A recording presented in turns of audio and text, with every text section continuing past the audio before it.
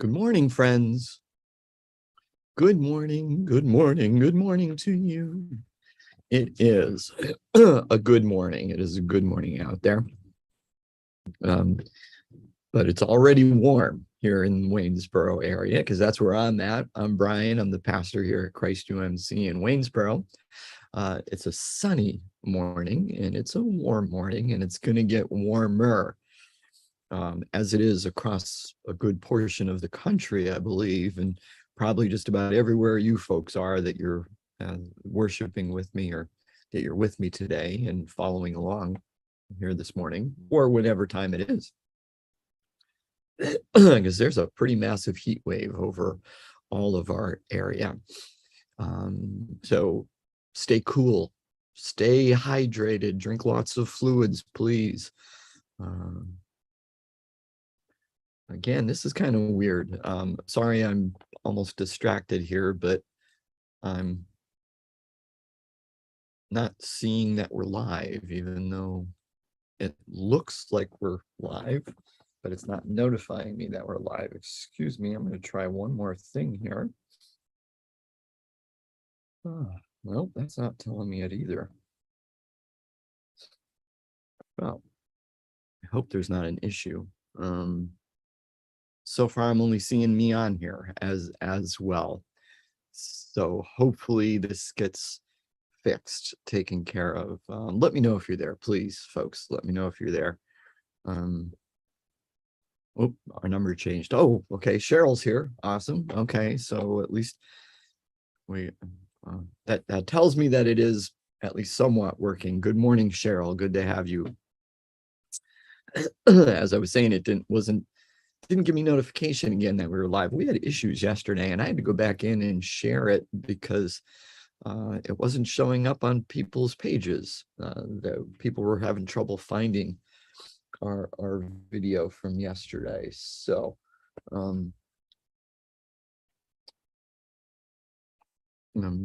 might have to do the same thing today. I'll find out.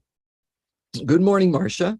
Well, that's good news. We've got a couple people joining, so at least I know it's partially working, if not fully working correctly.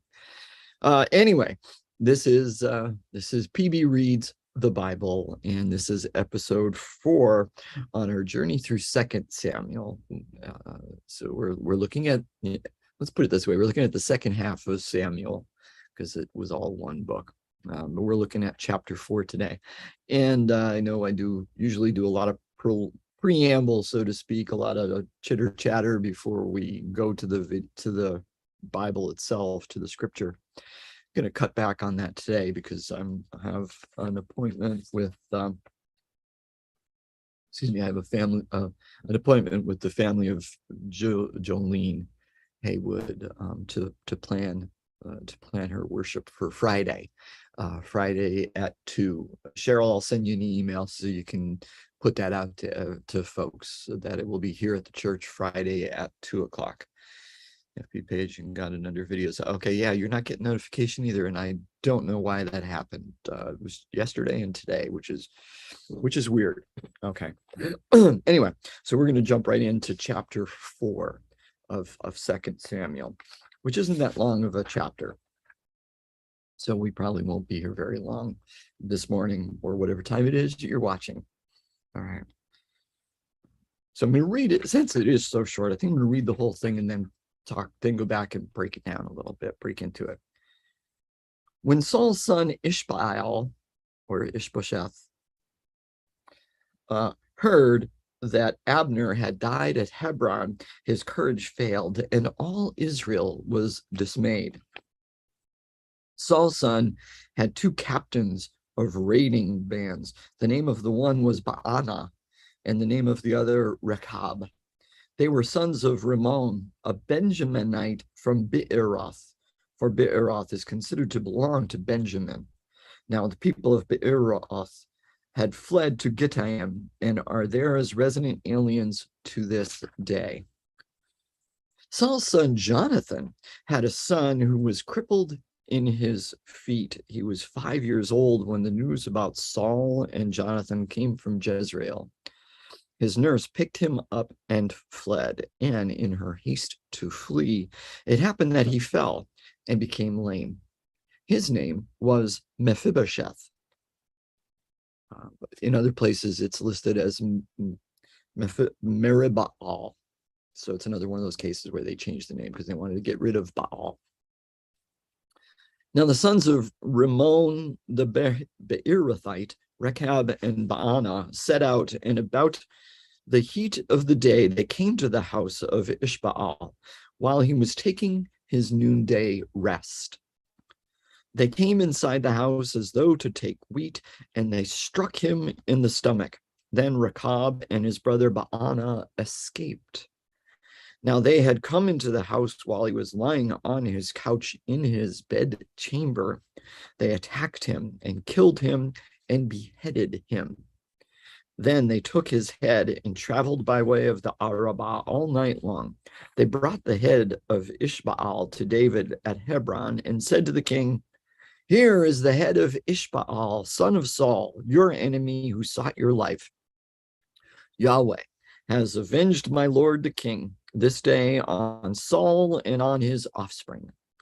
David answered Rechab and his brother Baanah, the sons of Rimmon the Beerothite, "As Yahweh lives, who has redeemed my life out of every adversity, when the one who told me, 'See, Saul is dead,' thought he was bringing good news, I seized him and killed him at Ziklag. This was the reward I gave him for his news. How much more then, when wicked men have killed a righteous man on his bed in his own house? And now shall I not require the blood at your hand and destroy you from the earth?" So David commanded the young men, and they killed him. They cut off their hands and feet and hung their bodies beside the pool at Hebron. But the head of Ishbaal they took and buried in the tomb of Abner at Hebron. End of chapter 4. Like I said, it was a short chapter. But we're going to go back and talk about some of this stuff. So we remember that Abner was just killed and buried and went through all that.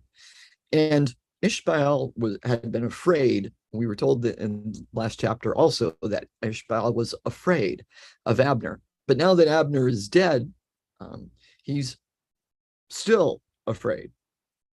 Perhaps even more afraid. He was afraid of Abner, but now he's afraid of what's going to happen to him without Abner. Oh, John and Cindy, good morning. Glad you were able to join us. I did just read chapter 4, but we're breaking it down. Now we're breaking it down and just getting started on the breakdown of it. Okay. Because it's a short chapter, and I just read the whole thing through, but now we're going to break it down, go through it a little bit more in depth. And like I said, I have an appointment with Jolene's family, so that's why we're kind of doing it. We jumped right in. We didn't do a lot of preamble, although I'm kind of wasting time now, aren't I? Get with it, Brian. All right. So Ishbaal is afraid. He was afraid with Abner. Now he's afraid without Abner. He's afraid. He was just afraid of Abner. Now without Abner, he's really afraid of what's going to happen to him. What's going to become of me? He doesn't have Abner to protect him, to prop up his kingdom, or to give him advice, or to fend off enemies, or any of that kind of stuff. So he's by himself. And all Israel was dismayed. Again, all Israel is probably an exaggeration. What the author is probably referring to, it would be the tribal leaders of the northern kingdom of Israel, because Abner had begun these deliberations, so to speak, had begun the diplomatic work at trying to bring them together with David, with Judah in the south, without having war. In other words, putting an end to the war. So now they are dismayed. They are alarmed, is actually how the NIV translates it, and that's probably they're both good words. They're both good words. Dismayed, alarmed, worried, concerned. Use whatever adjective or verb actually at that point you want to use to describe what they're feeling and how they're going through. And we're told about these two people, Bana and Rakab. And it's the author goes to through very painstakingly, it would seem, to describe them as Benjaminites. Benjaminites. He even describes that although the place where they were from, that Beeroth, was technically in the land of Gibeon. However, he describes, and apparently it was so, the tribe of Benjamin kind of took over this community, and the Gibeonites who did live there had to go somewhere else. They moved on to Gittaim. They moved on to Gittaim. So he's very painstakingly describing how these guys are Benjaminites. What's the import there? Well, the import there is they're relatives of Ishbaal. They're from the same tribe. They're from Saul's tribe. Okay, but the author is bringing them in and describing them. So in a way, foreshadowing, kind of setting things up. Oh, piquing interest. Something's going to happen. What are these guys going to do? But the author immediately changes direction, which is odd, right? Goes on to say, to all of a sudden almost back up in time, and not almost does, back up in time, and describes Jonathan as having a son named Mephibosheth, and describing what happened to him when news of Saul and Jonathan's death reached Jezreel, where he was with his nurse. So he was obviously very young. He's got a nurse, and his nurse picked him up and fled. However, in the process, she drops the small child or whatever. And more than just a small drop by the sound of it, because he is so seriously injured, and he is now lame. And his name is Mephibosheth. But the author inserts this into the middle of this other story, and we might question why, and that's a great idea if you're questioning why. It is to remind the reader of Jonathan, of the fact that he had children, and hopefully remind the reader of that promise that David had given to Jonathan, how he would make sure that Jonathan's line was not cut off from the land, that there would be a descendant who would carry on, that David would not participate in ending Jonathan's line, and that he would show that covenant loyalty to Jonathan's family. So we still have that there, and we have that hope that promise is going to continue. Now, the author goes back to how they started the story, goes back to those sons, mentions them again, the sons of Rimmon, Rakab and Baana, and tells this story of their treachery, how they sneak in the middle of the noonday heat. So Mephibosheth, I'm sorry, not Mephibosheth, I'm getting my characters mixed up, Ishboeth, or Ishbaal, whichever way you read it, apparently took a nice siesta in the noonday heat, which would be very hot in that land, in that territory. Not a bad idea to rest a little bit. So he's taking his afternoon nap. They sneak in treacherously and kill him. The story is almost told twice, isn't it? Or two events. In verse 6, it says that they snuck inside the house as though to take wheat. So apparently it was a communal storage house of some form or whatever, that you could have wheat there, or they were going to steal it. We don't know. They struck him in the stomach, we would presume with a knife of some form of dagger. And then they escaped. But then verse 7, it says they had come into the house while he was lying on his couch in his bedchamber. They attacked him, killed him, and beheaded him. Took his head and traveled by way of the Arabah all night long. So it's almost like they're telling the story twice, or at the very least, maybe, and this is probably the simpler answer, which is probably correct. Let's not read it as two different versions of it, just as the second one being, that verse 7 being an expanding of the story. Like the author first gives this real quick one, They went in, they stabbed him, and they fled, right? But then takes the time, again, almost a lot of time, to describe it. And notice the verbs, very active in there. They attacked him. And yet at the same time, this is brief. It's very descriptive, and yet it's brief. So it speaks to that. They attacked him, killed him, beheaded him. Very strong verbs, very strong action verbs. But they took his head and traveled by the Arabah all night long, and they went to David. They went to David, which right off the bat, we're probably reminded of what happened the last time something like this happened, when someone claimed, anyway, to have killed an enemy of David and brought something as a gift to him for proof, and what happened as a result of it. And very quickly, the author confirms our suspicions on what is about to happen. They show him and say, "Hey, we did this for you, Yahweh. This is Yahweh's vengeance, etc." They thought they were doing a good thing, but David tells them a little story, perhaps you hadn't heard. And he said, "When one who told me, 'See, Saul is dead,' thought he was bringing good news, I seized him and killed him at Ziklag. And this was the reward I gave him for his news." Now, there is a difference, of course, between Ishbaal and Saul, and David is very clear with the language too. Remember how many times David used the verbiage, the Lord's, Yahweh's anointed, when speaking of Saul. He used that as a way of, he used it multiple times, to his troops when he says, "I can't lift my hand against him." And he uses it when the Amalekite says he killed him, or you struck down Yahweh's anointed. Well, then, you're going to die. I sentence you to death.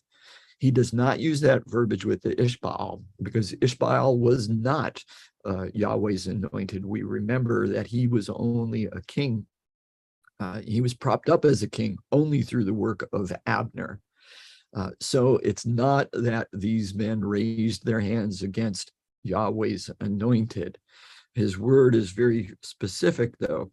When wicked men have killed a righteous man. And now here, the word righteous really is just, we should almost read it as innocent. And yes, it's righteous, but it has no holy connotation or anything like that. And it's not righteous the way Paul uses it in his writings. In this particular case, especially, it really just means innocent man. And the shedding of innocent blood does come with a blood guilt. And so David says, "I shall not, and now shall I not require his blood at your hand and destroy you from the earth." And very quickly and summarily, they are both executed. Hands and feet are cut off and hung their bodies beside the pool at Hebron.